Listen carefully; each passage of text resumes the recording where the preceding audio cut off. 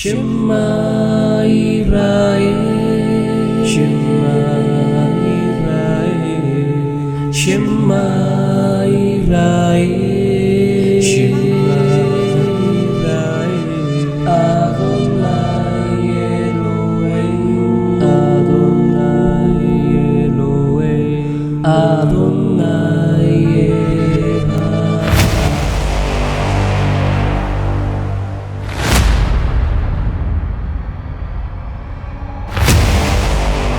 Bienvenidos a Orígenes de nuestra alma, donde la historia y la arqueología se encuentran para resolver paradigmas milenarios, históricos y culturales.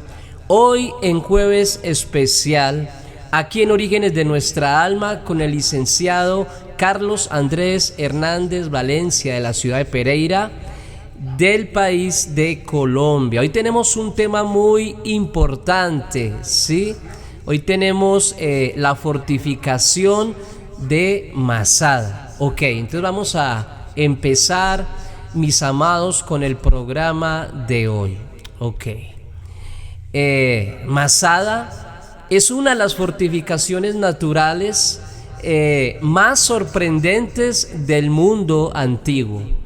Es una meseta de 9,3 hectáreas y ella se eleva a unos 450 metros sobre el nivel del mar, especialmente del Mar Muerto. Ok. Tiene aproximadamente 645 metros de largo y unos 315 metros de ancho en su cima, ¿sí? Su ubicación se encuentra en el desierto de Judea, junto al Mar Muerto, solo a 4 kilómetros de distancia. Se puede observar el Mar Muerto en el fondo de esta emplanada. Ok, entonces en la cima de Masada se ve el fondo del Mar Muerto. Posiblemente en el video que vaya a mostrar ustedes van a observar. La palabra Masada proviene del hebreo Metzada o Metsuda, ¿qué significa fortaleza? La llegadas por medio de la meseta del lado oriental, el lugar para ir a Masada en este tiempo, a los que tienen la oportunidad de ir al Medio Oriente. Okay. A esta zona o a este lugar para la llegada a Masada se le ha llamado el lado oriental, ¿sí?, que se encuentra, según Fabio Josefo, con el nombre de la senda de la serpiente. Ok. Y del lado occidental, por una senda más fácil sobre la rampa romana, hoy está habitada y se puede realizar a pie. Esta es la ruta definitivamente más cercana y más corta y menos exigente que el sendero de la serpiente, que el que acabamos de hablar. ¿Y por dónde queda esta entrada? Queda por el Parque Nacional en el lado occidental. Ok. Lo que se conoce históricamente del primer siglo en Masada es por la información que se tiene de los libros del historiador judío Flavio Josefo de esta fortaleza. Entonces, hoy también existe un teleférico que se sube en 3 minutos a la emplanada, arriba en este lugar, en la cima, exactamente. Y queda por la rampa aproximadamente, también hay otra subida por la rampa que muchos lo pueden hacer a pie, ¿sí?, en 30 minutos. Ahora más tarde voy a explicar el tema de la rampa, ¿sí? Ok. Entonces sigamos con la historia, prosigamos con ella. No es mencionada, Masada no es mencionada en la Biblia, sí. Pero sí uno de sus constructores, realmente por Herodes, no es que la haya construido, fue ampliada porque ya existía anteriormente hace 200 años. Ok. Esta viene posiblemente... Esta construcción viene posiblemente del segundo templo de Jerusalén, mejorada y engrandecida, de igual forma pasó a ser Masada. Su historia inicial se remonta a tiempo de los macabeos, emprendida por Jonatán en defensa contra los ataques sirios en el siglo II antes de Cristo. Entonces, probablemente también ayudó a ser refugio del rey David en sus días, ¿sí? Y luego ahora, la historia más famosa y la más conocida fue la ampliación que hizo el rey Herodes a Herodes el Grande, ¿sí? En la invasión de los partos 40 años antes de Cristo. Él dejó allí, en este momento histórico, dejó su familia en la fortaleza, ¿sí? Cuando regresó por ella como rey, encontró su familia sin sufrir definitivamente ningún daño físico. Realmente sobrevivieron y resistieron con éxito a todo lo que se dio. Entonces, Masada resistió y también ayudó como refugio natural de todo tipo de alimentos y de agua. Ok. Luego de esto, Herodes, al ver lo que sucedió, ¿sí? Comenzó a invertir bastante dinero en esta fortaleza, comenzó a llevar provisiones con todo tipo de lujos, bebidas, también trajo vino de Italia, ¿sí? Todo tipo de semillas. Una de ellas, o la más notable, son de palmera datilera de Judea con 2000 años de antigüedad. ¿Por qué estoy contando esta historia? Porque hasta ese día, hasta hace poco, en este siglo que pasó, ¿sí? La volvieron a revivir, resucitó. Eso sucedió en el año 1960, ¿sí? Que fue germinada, porque fue encontrada en este lugar por arqueólogos, ¿sí? Con éxito, y en el 2005 fue resucitada esta especie extinta, y el resultado de ella hoy en día es lo que se llama la planta de Matusalén. Ok, entonces, volviendo al rey Herodes, mis amados, allí construyó una sinagoga en la cima también, ¿sí? También hileras de depósitos, y también hizo y rodeó la meseta. Esta meseta la comenzó a rodear con un muro para asegurar realmente de pronto de un intruso o de una guerra que a futuro se fuera a dar. También construyó baños fríos en la emplanada, ¿sí? En esta meseta enmasada. Y también una fuente de sala de agua caliente, un lugar, una cueva para bañarse en ellos, como lo hacían los romanos en la antigüedad. Entonces, también allí se encontraron 2 palacios. Uno es privado, construido sobre 3 terrazas, con un balcón semicircular y 2 hileras concéntricas de columnas y hermosos mosaicos. También habían grandes cisternas excavadas en la roca que se llenaban en el invierno con agua lluvia. Estas abastecían los habitantes de Masada por meses y podían confiarse de ello. Ok. Cuando Judea se convirtió en provincia, mis amados, en provincia romana en el año 6 antes de Cristo, ¿sí? Masada involucró constantemente una guarnición romana. Okay. Sin embargo, al comienzo de la rebelión judía, en el año 66 después de Cristo, un grupo de judíos nacionalistas, los llamados celotes, ¿sí? Tuvieron éxito en tomar esta resistencia a Masada, ¿sí? Cuando Jerusalén cayó ante Tito en el año 70 después de Cristo. Entonces, ¿qué quedaban después del año 70 después de Cristo?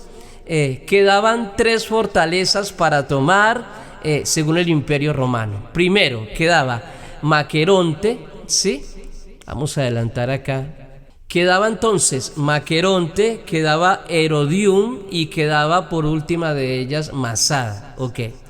Las primeras dos cayeron prontamente, pero Masada, mis amados, se sostuvo 3 años después del año 70 y se convirtió en un deseo imperial escrito en los planes romanos. A pesar que todos los judíos fueron expulsados de Jerusalén, mis amados, y vendidos como esclavos después del año 70, ¿sí?, después de Cristo, doblegar la última fortaleza judía, Masada, resultó ser complicadísimo por la estructura militar de la época, ¿sí? Ok.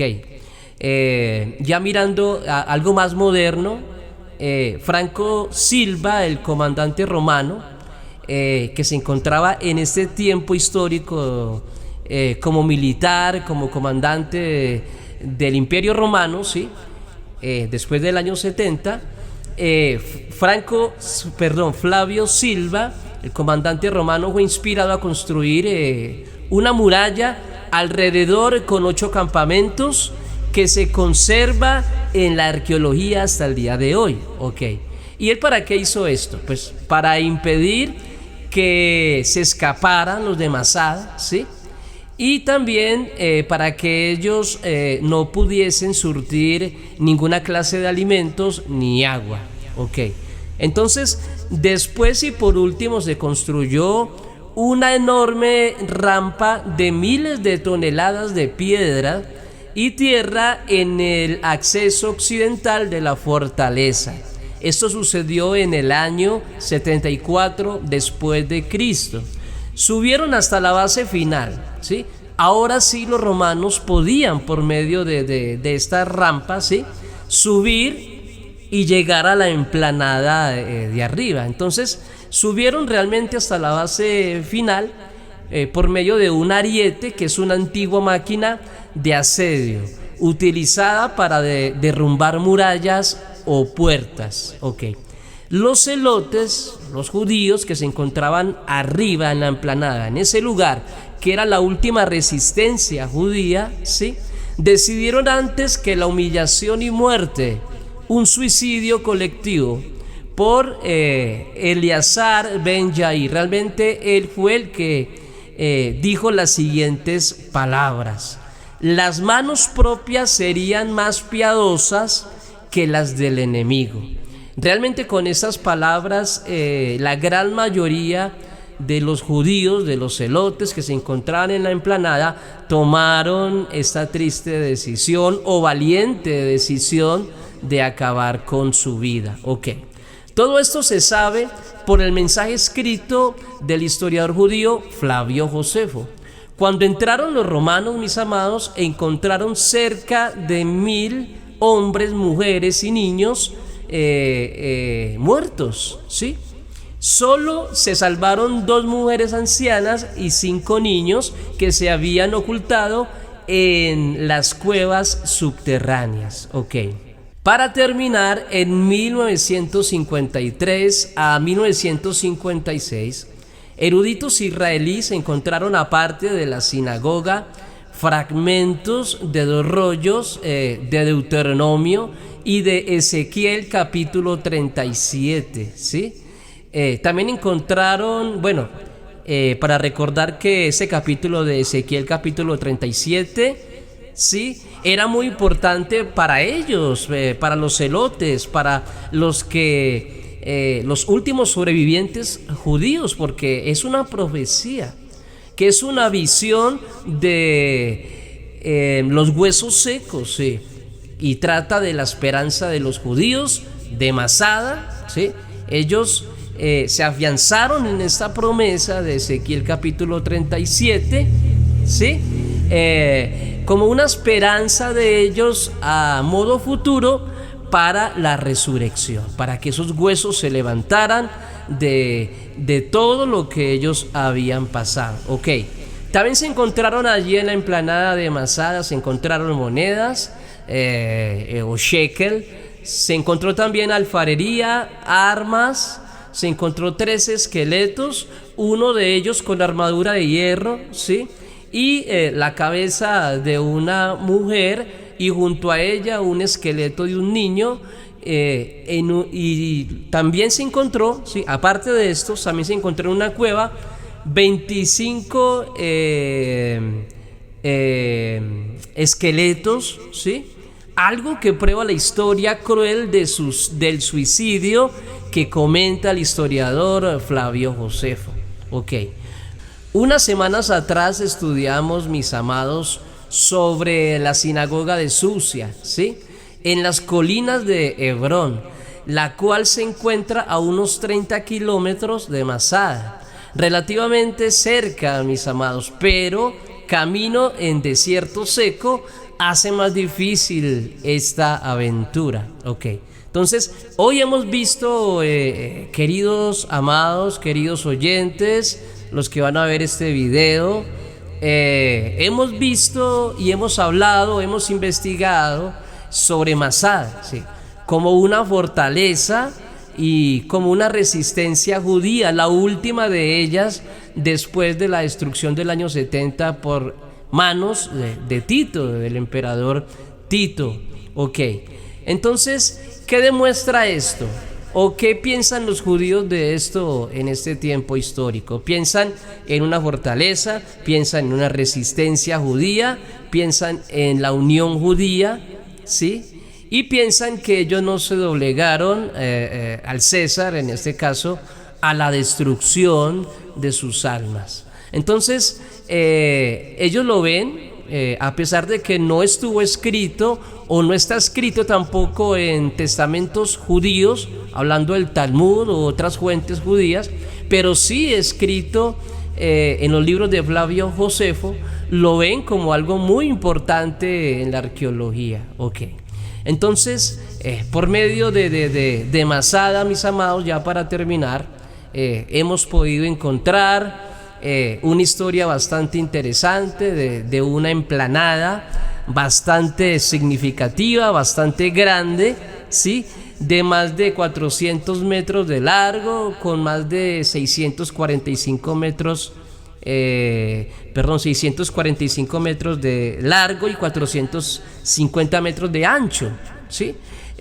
Yo pensaba sobre esto y yo decía, bueno, si los estudiosos han dicho que el arca de la alianza, el arca de Noé mide 300 metros, y yo pensaba, tiene forma de barco, esta emplanada de Masada, ¿qué tal que fuera el arca de Noé? Pero bueno, definitivamente no lo es porque el arca no quedó en este lugar. Pero cuando ustedes vean los videos, mis amados, de esta emplanada, de esta construcción, de esta fortificación, es algo increíble lo que hizo Herodes, cómo la mejoró. Igual que como mejoró el segundo templo de Jerusalén, que lo amplió, igual de otras construcciones que hizo en Israel increíbles. Entonces, mis amados, en esta noche hemos hablado sobre Masada, ¿sí? Y ya hemos terminado entonces esta temática. A continuación, o para la otra semana, si Dios nos permite, vamos a venir con otro tema muy interesante que también está relacionado con esta estructura. Entonces, mis amados, no te pierdas nuestro siguiente programa aquí en Orígenes de Nuestra Alma, con el licenciado en Teología Carlos Andrés Hernández Valencia, de la ciudad de Pereira, Colombia, donde la historia y la arqueología se encuentran.